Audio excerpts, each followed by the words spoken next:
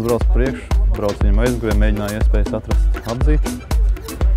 Sēdās ģirbs, nu, bija priekšējo riteni jau pie sāna, viņam negaidīja to sekšanās manevru, mazāk pa vēlu izpildīja un pats sevi uzgrieza. Nu, būtībā vieta tur kā trasa viņam ārmali bija, bet sanāca kā sanāca. Sanāca sacīkšs negadījums. Vienkārši mums tur tāds Baltkrievu braucējs pa priekšu, nu, laikam trasa sveša un braukšana tā ar viņam tāda interesanta. Tur sabremzēja un tad es izvēloties to apdzīšanas pusi, uzdūros uz kolēģi, uz Kristapu. Tā kā, nu, maziņš kontaktiņš, pēc tam apdūros pret bortu, nu, tā kā.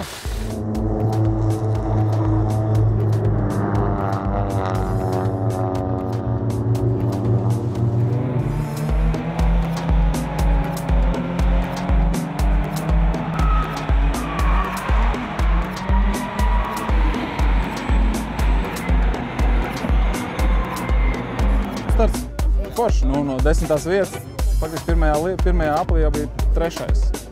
Nu, tad visu to gongu turēja garīgais sevi. Nu, bija viņš ātrāks šoreiz. Nu, man jāregulē, jāstāsta, kas ar mašīnu, kaut kas tur nevar ritīgi tā ar viņu sadzīvot līdz galam, tā kā es gribētu. Normāli, nu, jautrs, forši gongu. Šogad nebija tā mačojies ne ar vienu. Grūti vispār, tas ir 3.